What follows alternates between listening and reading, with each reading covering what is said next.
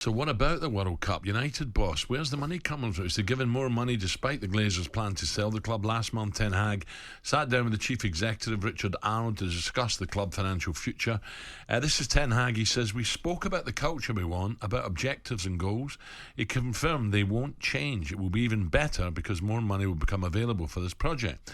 In the summer, United spent a total of £206 million on new signings, Casemiro, Anthony, Martinez and Malacia. Ray, where do United, you think definitely forward?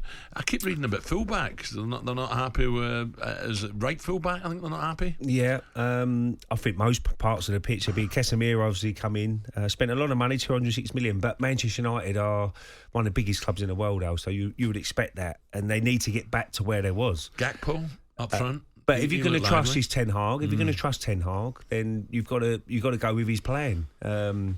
Look, I can go down the Arsenal route. They trusted Mikel Arteta and they said, look, we're going to let you do it. There's some money. You go and get what you want.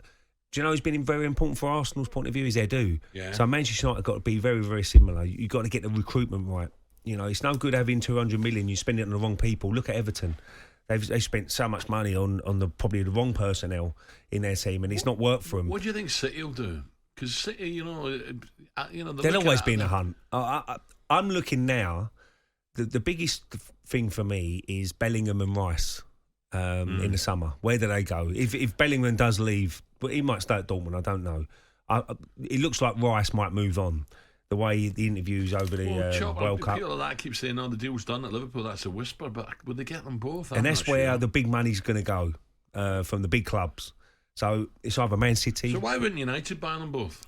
Well, United, certainly, they've got Casemiro, but he's ageing. Who else they got in there? Fred, McTominay, people like that. But they're not the quality of Bellingham and Rice, probably. So I'm sure they'll be in the market. Whether the guys have already made their minds up. Chelsea, we know, have been favourites for Declan Rice over the years, haven't they? They've always been in interest with Mason Mount connection and whatever.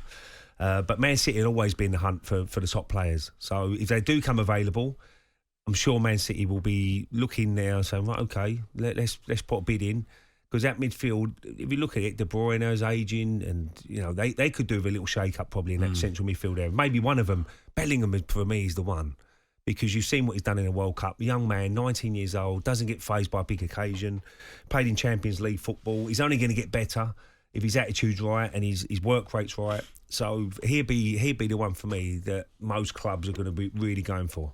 Talking about Manchester United, what about this man? What's happened? So it was reported yesterday that Ten Hag has no idea when Sancho will return to action. He was recently sent to Holland on a specialist schedule to help him recover physically and mentally from problems he has faced.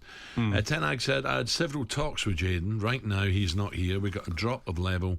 And that's what's happened sometimes. You don't know why or what it's causing it. He's taken to the pitch since he hasn't taken to the pitch since October 23, missing 8 games in the build up to the World Cup. He's clearly. I don't like when they say, if it's. I don't like the mentality problems. What is it? Just does that mean lack of confidence, or is there something? Is there a big problem? I don't know. Well, behind the scenes, obviously, Ten Hag would know what's going on with Jadon Sancho.